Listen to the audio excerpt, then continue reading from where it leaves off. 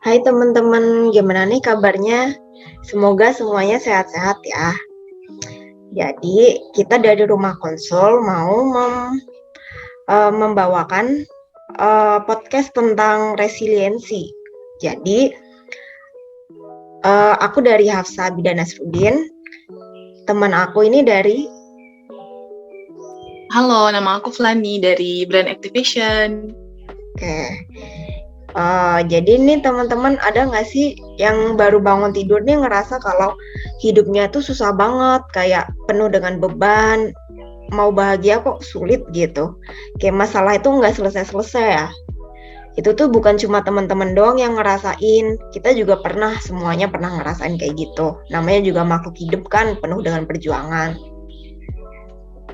Ya, benar banget nih Kak Hafsa. Jadi teman-teman jangan pernah merasa sendiri ya kalau berada dalam satu keterpurukan atau suatu masalah.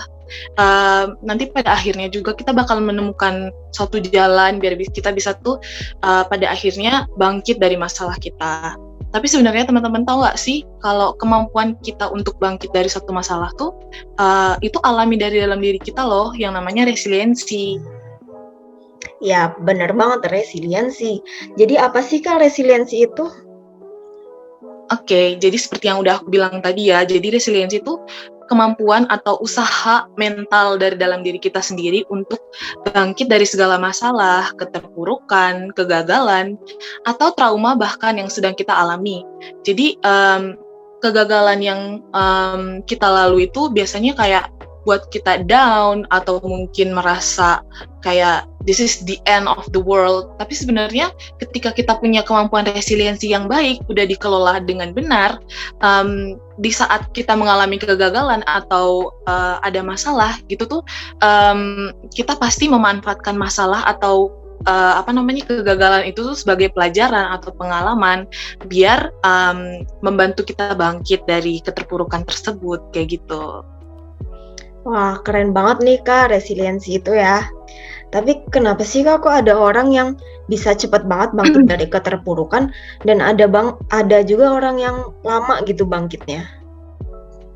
Ya, jadi sebenarnya teman-teman semua ada nih orang yang bisa bangkit cepat, ada juga yang bisa lama. Jadi itu sebenarnya tergantung dari pemenuhan aspek resiliensinya atau pengelolaan aspek resiliensinya. Nah, aspek-aspek dari resiliensi itu tuh ada beberapa.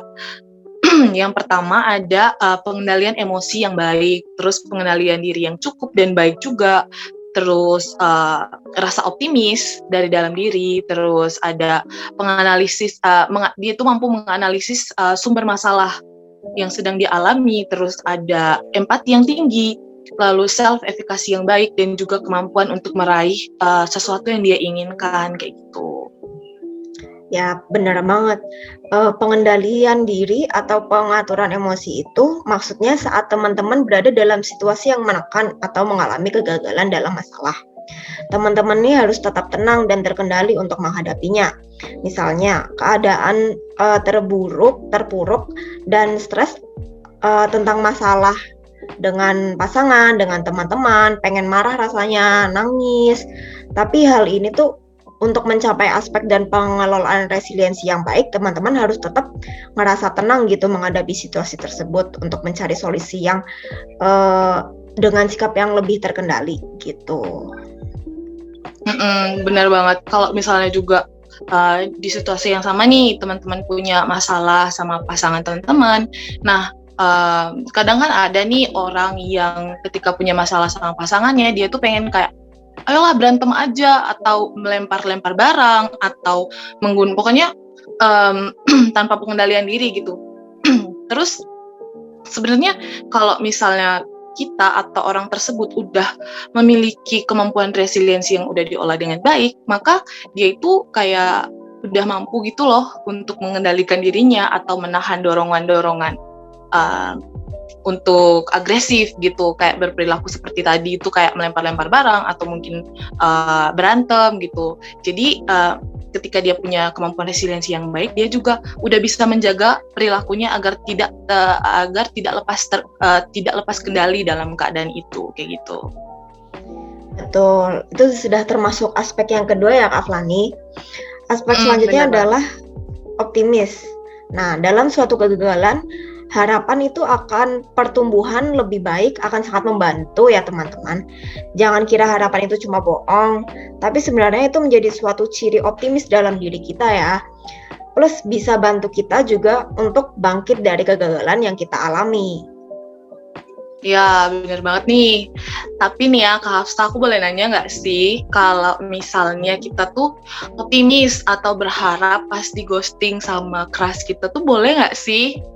Boleh dong. Ya kan kita jadi ada kemungkinan buat kamu bersatu sama crush kamu kan. Nah ya, oke. Thank you, Kak Hafsa. Jadi, back to laptop ya teman-teman. Selain optimis, ada juga nih, tadi yang udah aku bilang di aspek-aspek tadi, ada tuh aspek yang disebut dengan aspek analisis penyebab masalah, atau yang biasanya disebut dengan causal analysis. Nah, itu sebenarnya teman-teman nggak jauh beda sama refleksi kok, kayak refleksi diri gitu loh. Jadi pas ada masalah, keterpurukan atau kegagalan, all you need to do is relax yourself and make some reflection. Jadi lihat lagi ke belakang gitu loh, apa yang udah kita lakuin tuh udah benar kah, atau udah sesuai kah, terus di titik mana sih kesalahanku, terus atau mungkin apa sih yang bisa aku benerin dari kesalahan ini, atau dari kegagalan ini, atau dari masalah ini gitu, biar nantinya tindakan yang atau step selanjutnya yang kamu ambil itu nggak akan salah lagi, atau mungkin kamu bisa bangkit terus, atau mungkin nggak merugikan orang lain, apalagi merugikan diri kamu sendiri ya, kayak gitu. Ya, betul banget Kak Flani. Masih ada lagi nih aspek selanjutnya, yaitu empati, di mana kita semua perlu untuk mengidentifikasikan atau peka terhadap perasaan atau kondisi orang lain di sekitar kita, untuk mengurangi dampak atau terjadinya sebuah konflik. Jadi pasti dalam bekerja atau berinteraksi ya, kita itu nggak sendiri, kita butuh orang lain. Nah, empati ini sangat berperan juga loh buat diri kita sendiri. Karena dengan empati yang tinggi, kita bisa peka terhadap diri sendiri, bukan hanya ke orang lain. Setelah meng-screening perasaan diri kita sendiri, kita juga bisa menyesuaikannya untuk menghadapi dunia luar, gitu. Bener banget nih teman-teman, jangan lupa ya harus berempati dengan orang lain biar kita juga bisa bangun resiliensi kita untuk diri kita sendiri, kayak gitu. Nah, terus selanjutnya tuh ada aspek self efficacy. Jadi ketika kita udah punya self efficacy yang tinggi, maka reaching out atau kemampuan untuk meraih sesuatu yang kita inginkan pun lebih mudah dan hasilnya lebih memuaskan. Jadi self efficacy itu gimana ya, kayak lebih ke keyakinan akan diri kita bahwa kita tuh bisa keluar dari masalah kita, atau kita tuh mampu meraih apa yang kita inginkan dan meraih kesuksesan, kayak gitu. Jadi ketika kita udah punya self efficacy yang tinggi, maka kita akan mencapai reaching out yang memuaskan, kayak gitu teman-teman. Banyak banget nih aspek yang udah kita share bareng-bareng teman-teman RK di sini. Tapi sebenarnya semua ini tuh emang benar-benar terjadi ya dalam hidup kita semua. Ya, benar banget. Karena emang hidup itu tuh kayak pasang surut pasang surut air laut gitu loh teman-teman. Jadi bahagia itu akan selalu datang, tapi tuh ya kalau bahagia datang, ya kegagalan ataupun kesedihan juga pasti akan datang gitu loh. Nah, aku ada nih satu quote pesan dari satu film yang aku tonton nih, Kak Hafsa. Mungkin Kak Hafsa atau teman-teman juga udah pernah nonton, judulnya The Age of 17. Jadi quote yang aku dapat setelah menonton film itu adalah bad things happen in life, but in the end of all you need to do is suck it up and stop whining. The world does not just revolve around you. Jadi ya gimana ya, maksudnya kayak meskipun bad happens in life, tapi semua yang pada akhirnya kamu tuh stop merengek tentang kehidupan kamu, karena dunia tuh nggak akan berputar di sekitar kamu aja gitu. Terus meskipun hidup maksudnya gimana ya, meskipun sometimes life is sucks, but we have to move on, or because there's always sun after night and there's always rainbow after raining. Ya kan Kak Hafsa, bener ya? Terus ya mau ngingetin lagi sih sebenarnya yang kayak Kak Hafsa bilang tadi tentang optimis. Kita tuh harus punya harapan yang tinggi akan hidupnya kita ya. Bukan berarti kayak, kamu cuma berharap aja. Jangan cuma berharap, tapi dibarengi dengan perbuatan gitu. Ada usaha untuk bangkit, kayak gitu teman-teman. Ya, setuju banget nih. Bagus banget deh filmnya, jadi pengen nonton. Lumayan ada satu film yang jadi list ya buat ditonton nanti. Oke. Ya, recommended. Iya. Kadang kita tuh ngerasa pas ada masalah atau ngalami kegagalan berarti itu udah end of the world gitu. Tapi ingat kalau akan selalu ada jalan keluar kok teman-teman. Nah, jangan lupa kalau kita masih punya kemampuan resiliensi dalam diri kita, sedih boleh aja, tapi jangan sampai itu ngerugiin diri kita, apalagi orang lain. Bener banget nih, karena kan gimana ya, pas orang galau-galau atau mungkin ada masalah sama pasangannya tuh bener kayak, aduh gimana ya nggak mau makan apa segala macem gitu kan. Ya sebenarnya bukan untuk menjudge, tapi tuh kita tuh boleh banget untuk bersedih, untuk mengekspresikan kesedihan kita, tapi nggak boleh berlarut-larut ya teman-teman, karena itu akan merugikan diri kamu sendiri atau bahkan merugikan orang-orang di sekitar kamu yang menyayangi kamu gitu, atau bisa berpengaruh ke pekerjaan atau mungkin sekolah kamu gitu. Ya tapi gimana ya Kak Hafsa, ya meskipun apa sih yang udah kita sebutin tadi tentang aspek-aspek itu udah banyak banget kan, tapi sebenarnya apa sih sebenarnya tips-tips untuk mengelola dan meningkatkan kemampuan resiliensi kita? Dari tadi kan kita cuma ngejelasin aspek-aspeknya kan, kayak gitu. Oke, jadi yang pertama kita tuh harus bangun kepercayaan diri terlebih dahulu, Kak. Kalau kita punya kepercayaan diri nih, kita akan berhasil dan bisa melalui segala sesuatu yang sulit. Maka satu hal untuk menuju pengendalian diri ini bisa jadi berhasil. Oke.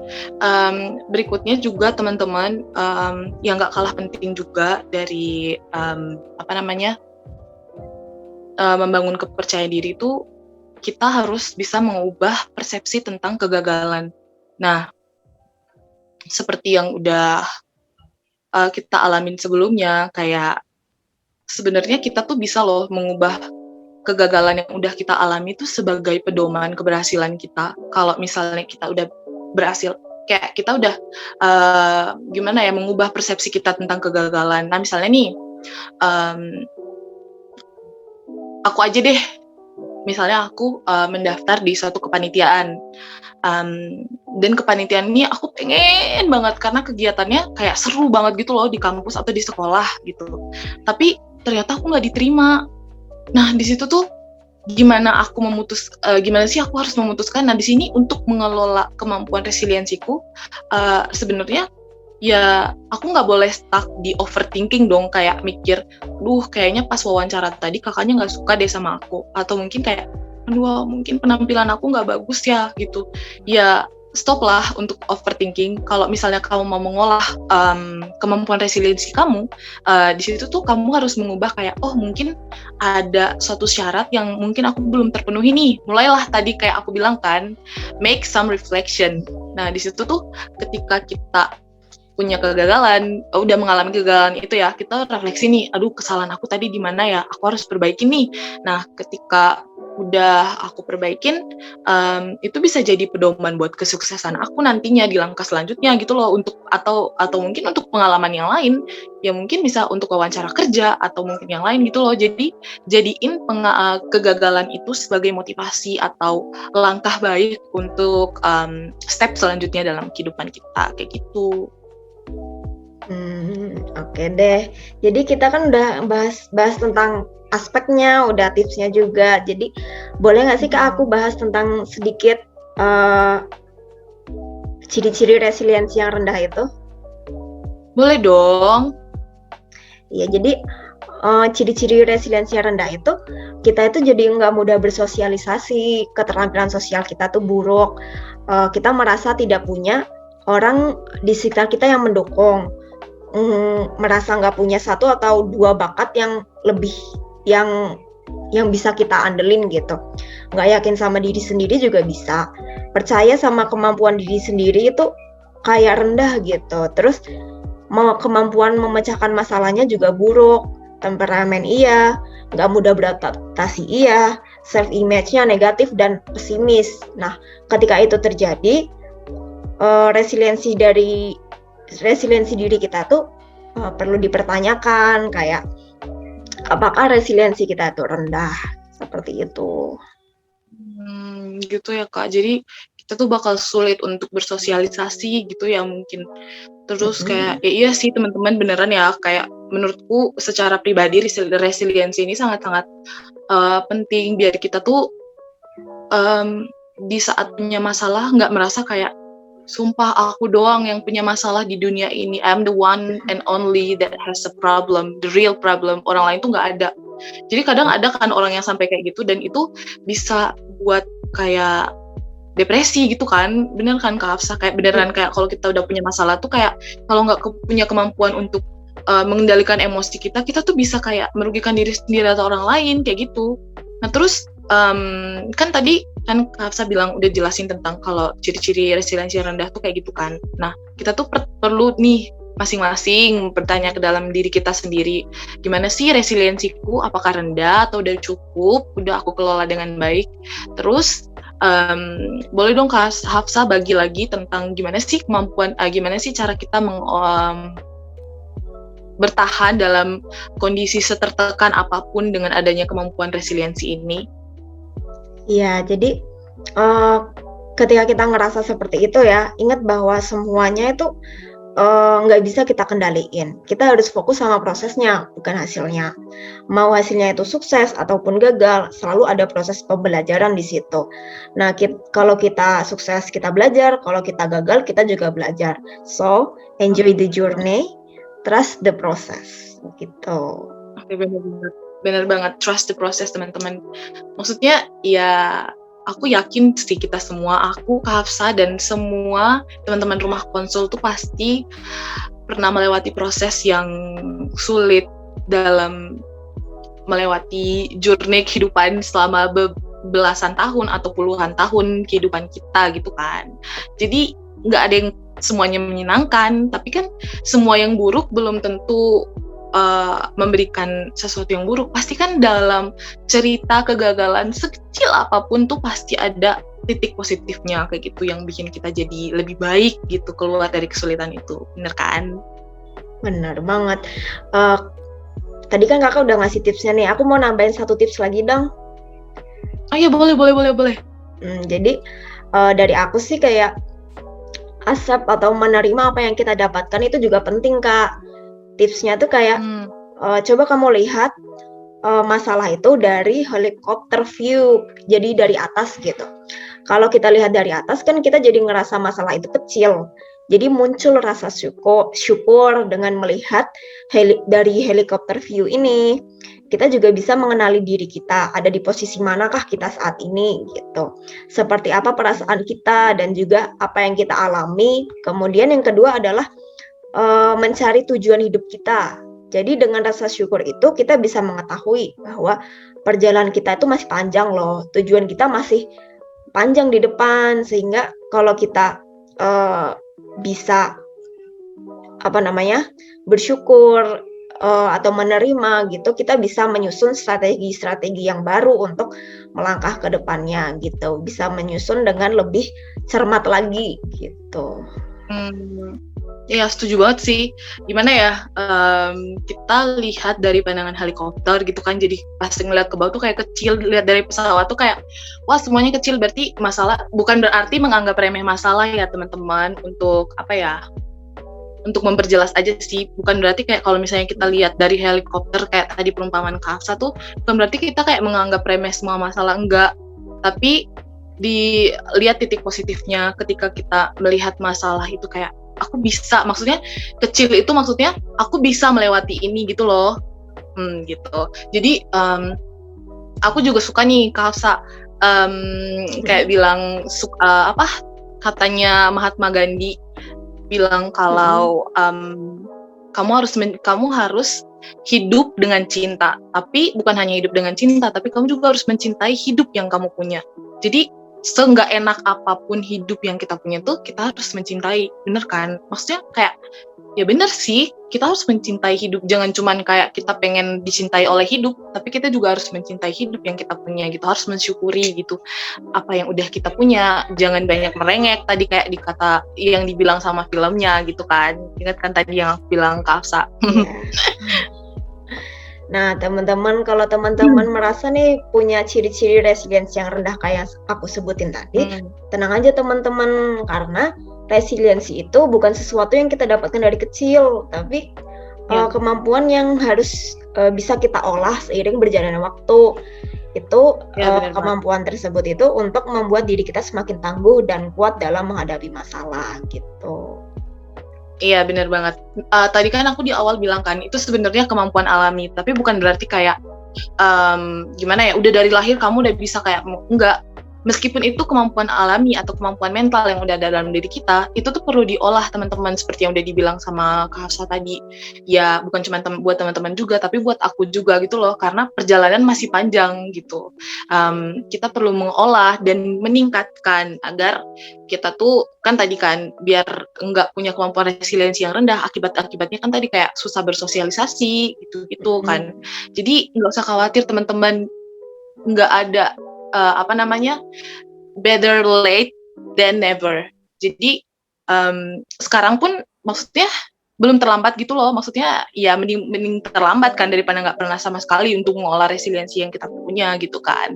Jadi nggak usah khawatir teman-teman kalau misalnya belum punya kemampuan resiliensi yang baik, maka sekarang pun kita masih bisa mengolah, ya kan Kak Hafsa? Aku juga kayak ya mungkin kemampuan resiliensiku belum terlalu baik, sekarang juga aku harus mengolah dengan baik biar aku punya kemampuan resiliensi yang lebih tinggi lagi. Iya, belajar lagi. Iya. Oke deh teman-teman, kayaknya udah panjang ya, udah cukup jelas lah ya pembahasan kita sore hari ini tentang resiliensi. Gimana Kak Aflan, ada yang mau ditambahin lagi nggak? Boleh sih, tapi sebenarnya gimana ya, aku tuh pengen sih dengar satu pengalaman dari Kak Hafsa tentang resiliensi. Maksudnya satu pengalaman ketika Kak Hafsa tuh memanfaatkan resiliensi yang Kak Hafsa punya gitu dalam hidup, kayak yang simpel aja sih gitu. Nanti aku juga ceritain deh punyaku biar kita berbagi pengalaman gitu loh sama teman-teman. Oke, jadi apa ya? Kak Aflan dulu deh, gimana? Oke, jadi gini teman-teman, aku punya pengalaman kan. Jadi aku pernah mendaftar nih di suatu, ya meskipun agak malu ya ngomongnya, tapi tuh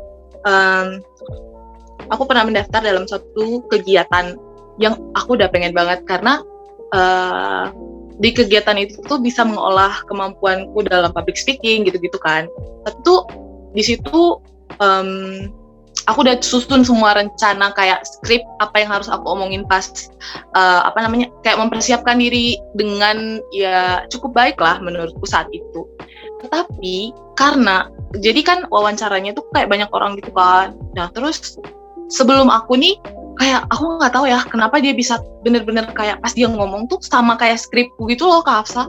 Jadi aku kayak terus aku harus ngomong apa? Aku bingung kan. Terus kayak di situ aku tuh nggak ada plan B sama sekali, kayak aku harus ngomong apa nih? Kayak terus aku tuh orangnya lebih kayak ya lumayan fleksibel, tapi nggak sefleksibel itu untuk berbicara gitu kan. Jadi kan aku pengen, kan tujuannya aku pengen mengolah public speaking kan di situ. Dan terus dia udah ngomong semua skripku, terus di situ aku berpikir kayak apa yang harus aku lakuin nih? Aduh gas aja lah, aku harus ngomongin aja sesuai skripku.